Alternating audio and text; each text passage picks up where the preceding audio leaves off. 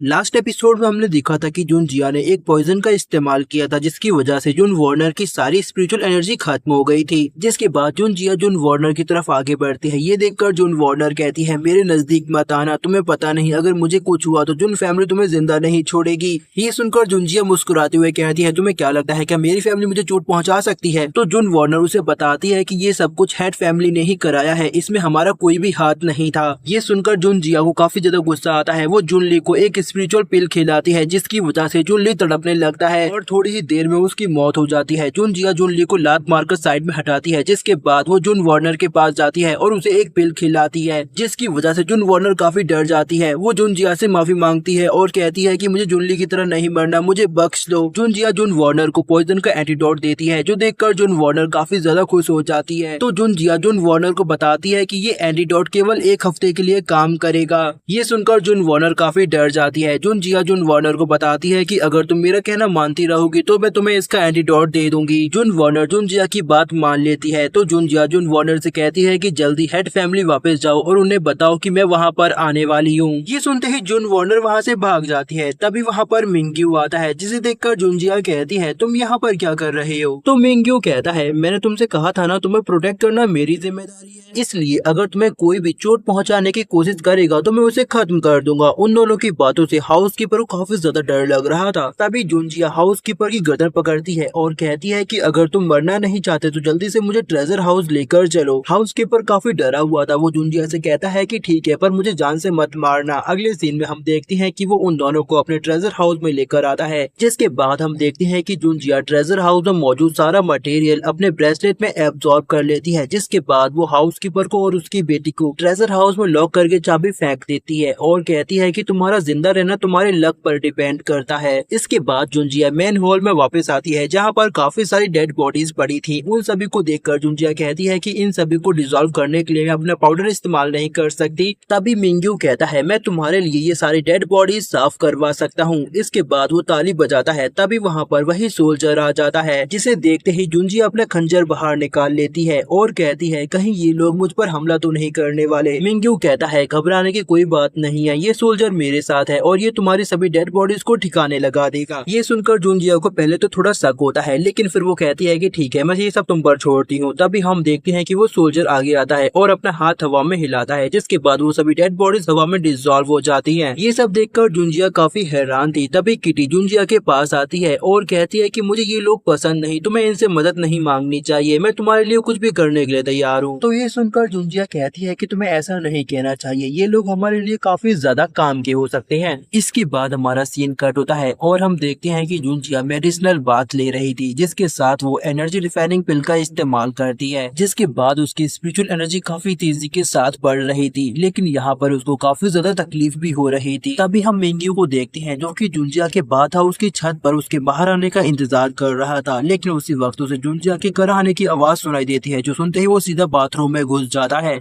जैसे ही kitty Mingyu को देखती है तो वो उसे रोकने की कोशिश करती है लेकिन मिंग्यू की पावर्स के सामने किटी कुछ भी नहीं थी। मिंग्यू उसे उठाता है और किटी को सहराते हुए जून जिया को देखता है जो कि मेडिसिनल बाथ में काफी ज्यादा तकलीफ में लग रही थी। तभी किटी मिंग्यू से कहती है, तुम यहाँ से चले जाओ, तुम्हारे यहाँ पर कोई काम नहीं है। ये सुनकर मिंग्यू किटी को गर्दन से उठाता है और कहता है कि तुम अपना मुंह बंद रखो, तुम्हें इसके बारे में कुछ भी नहीं पता, तुम्हारी मास्टर जो अभी कर रही है इसमें काफी ज्यादा खतरा है। लेकिन जैसे ही मिंग्यू जून जिया के मेडिसिनल बाथ को देखता है तो उसे उसमें अलग एनर्जी महसूस होती है जो देखकर मिंग्यू काफी हैरान था। वो कहता है कि इस तरह का मेडिसिनल बाथ तो कोई हाई एक्सपीरियंस्ड एल्केमिस्ट भी तैयार नहीं कर सकता। तभी हम जून जिया को देखते हैं जो कि अपनी आंखें खोलती है और कहती है कि मुझे ऐसा लगता है जैसे कि मेरी बॉडी दोबारा रीबॉर्न हो रही है। दूसरी तरफ मिंग्यू ये सोचकर काफी ज्यादा हैरान था कि आखिर इसके पास नैरो पल्स रिवाइंड करने का फॉर्मूला कहाँ से आया, क्योंकि ये फॉर्मूला पूरे वर्ल्ड में केवल 3 ही लोगों के पास था जिनमें से 2 पहले ही मर चुके हैं और आखिरी बचा हूँ मैं। लेकिन इस मेडिसिनल बाथ को तो उससे भी ज्यादा एक्यूरेसी के साथ तैयार किया गया है जैसे कि किसी एल्केमी लेजेंड ने इसे तैयार किया हो। मिंग्यू ये सब सोच ही रहा था कि तभी जून जिया अपने मेडिसिनल बाथ से बाहर निकलती है और वो मिंग्यू को अपने बाथ हाउस में देखकर काफी शौक होती है और कहती है कि तुम यहाँ पर क्या कर रहे हो। लेकिन कमजोर होने की वजह से वो गिरने वाली थी पर मिंग्यू उसे संभालता है और कहता है कि सच में तुम काफी ज्यादा खूबसूरत हो। तभी जून जिया मिंग्यू से कहती है, अगर तुमने दोबारा मेरी तरफ देखा तो मैं तुम्हारी आंखें फोड़ दूंगी। ये सुनकर मिंग्यू जून जिया को जमीन पर उतारता है और अपना चेहरा दूसरी तरफ कर लेता है जिसके बाद जून जिया अपने कपड़े बदलती है और मिंग्यू से कहती है कि तुम्हारे यहाँ आने का क्या मतलब है। तो मिंग्यू उसे बताता है कि मुझे लगा तुम किसी खतरे में हो, इसलिए मैं तुम्हारी मदद करने आया था। मुझे नहीं पता था कि तुम पल्स रिफाइनिंग कर रही हो। वो जुंजिया को बताता है कि तुमने जो मेडिसिनल बात तैयार किया वो सच में काफी ज्यादा बढ़िया था। ये सुनकर जुंजिया कहती है मुझे पता है क्योंकि मैंने उसे अपने हाथों से तैयार किया है। ये सुनकर मिंग्यू से पूछता है क्या तुम एक एल्केमिस्ट हो। तो वो उसे बताती है कि हाँ मैं एक एल्केमिस्ट हूँ। अगले सीन में हम देखते हैं कि मिंग्यू छत पर बैठकर जुंजिया के टैलेंट के बारे में सोच रहा था। तभी वो अपने सर्वेंट से कहता है कि अब हम जो भी नई मेडिसिन तैयार करेंगे उसे एक बार जुंजिया से जरूर चेक करवाना। इसके बाद हमारा सीन कट होता है और हम देखते हैं कि जुंजिया अपनी कल्टीवेशन कर रही थी, जहां उसने अपने इंटरनल लेवल को ब्रेक थ्रू करके एक्सटर्नल रियल में एंटर कर लिया था। तभी जुंजिया कहती है मैंने ट्रेजर हाउस से जो कुछ भी लिया वो सब मेरे काफी ज्यादा काम आया, लेकिन अभी भी मुझे काफी ज्यादा कल्टीवेशन करनी है। वो किटी से कहती है कि अगर यहाँ पर मिंग्यू आए तो उसे बताना कि मैं अभी बिजी हूँ और वो मुझे आकर डिस्टर्ब ना करे। इसके बाद हमारा सीन कट होता है और हम देखते हैं कि मिंग्यू आसमान की तरफ देखकर कुछ सोच रहा था, लेकिन तभी उसे जुंजिया के कमरे से काफी ज्यादा एनर्जी महसूस होती है, जो देखकर वो सीधा जुंजिया के कमरे में चला जाता है, जहाँ जुंजिया अपनी किटी के साथ बैठी हुई थी और उसके साथ बातें कर रही थी। मिंग्यू उसे बताता है कि मुझे यहाँ पर काफी ज्यादा एनर्जी महसूस हुई। तो जुंजिया उसे बताती है कि मैंने अभी अपने लेवल को ब्रेक थ्रू किया है, तो मैं उसी की एनर्जी महसूस हुई होगी। इसके बाद हमारा सीन कट होता है और हम जुन वार्नर को देखते हैं जो कि भागती हुई हेड फैमिली में आती है और वो जुंजिया की आंटी जिनका नाम जुन वॉन कुई है उन्हें बताती है कि जुंजिया जल्दी यहाँ पर आने वाली है और वो काफी ज्यादा स्ट्रांग हो गई है। उसने ब्रांच फैमिली को पूरी तरह से हरा दिया है और अब वो आपसे अपना रिवेंज लेना चाहती है। ये सुनकर जुन वॉन कुई अपने सर्वेंट से कहती है कि जल्दी जाकर कुछ लोगों को अरेंज करो और उन्हें जुंजिया को मारने के लिए भेज दो। जो भी जुंजिया को मारेगा मैं उसे मुंह मांगी कीमत दूंगी। तो जुन वार्नर जुन कुइंग्यू को बताती है कि जुंजिया ने मुझे एक पॉइजनस पिल खिलाई है, अगर मुझे एक हफ्ते के अंदर उसका एंटीडोट नहीं मिला तो मैं मर जाऊंगी। ये सुनकर जुन वॉन कुई कहती है कि तुम फिक्र मत करो, मैं तुम्हारा इलाज एक अच्छे एल्केमिस्ट से करवाऊंगी जो तुम्हारे इस पॉइजन का एंटीडोट जल्द ही ढूंढ लेगा। ये सुनकर जुन वार्नर भी एग्री करती है और वो अपने मन में कहती है जुंजिया अब तुम ज्यादा समय तक जिंदा नहीं रहोगी। इसके बाद हमारा सीन कट होता है और हम देखते हैं कि किटी जुंजिया से कहती है मुझे मिंग्यू की बॉडी से काफी ज्यादा खतरनाक ऑरा महसूस होता है और वो जुंजिया से कहती है तुम्हें मिंग्यू से दूर रहना चाहिए, हो सकता है कि वो फ्यूचर में हमारे लिए काफी बड़ी मुसीबत बन जाए। ये सुनकर जुंजिया कहती है तुम्हें ऐसा नहीं कहना चाहिए, मुझे नहीं लगता कि मिंग्यू हमारे लिए कोई मुसीबत खड़ी करेगा और वैसे भी वो काफी हैंडसम है और हमें प्रोटेक्ट कर रहा है, उसे अपने साथ रखने में हमारा ही फायदा है। ये सुनकर किटी को जलन होती है और वो जुंजिया से कहती है मैं भी तुम्हें प्रोटेक्ट कर सकती हूँ। ये सुनकर जुंजिया किटी को पकड़ती है और कहती है कि मुझे अभी याद आया जब मैं अपना ब्रेक थ्रू कर रही थी तब तुमने अपना रूप बदला था, जरा मुझे बताओ कि तुम्हारी एक्चुअल फॉर्म क्या है। तो वो जुंजिया को बताती है कि मेरी एक्चुअल फॉर्म बीस्ट टाइगर की है और मैं जितना चाहूँ उतना बड़ा रूप ले सकती हूँ, लेकिन मैं अभी अपना रूप नहीं बदल सकती क्योंकि मेरे पास ज्यादा एनर्जी नहीं बची है। तभी हम मिंग्यू को देखते हैं जो कि उन दोनों को दूर से देखते हुए मुस्कुरा रहा था। इसके बाद हमारा सीन नेक्स्ट डे मॉर्निंग में स्विच होता है जहाँ पर जुंजिया हेड फैमिली से मिलने के लिए कैपिटल सिटी जाने को निकलती है और हमारा ये एपिसोड यहीं पर खत्म हो जाता है। इसका नेक्स्ट एपिसोड आपको अगले 1 घंटे के अंदर मिल जाएगा, जिसको देखने के लिए आपको अपनी नोटिफिकेशन बेल को ऑन करना होगा। तो मिलते हैं आपसे इसके अगले पार्ट में, तब तक के लिए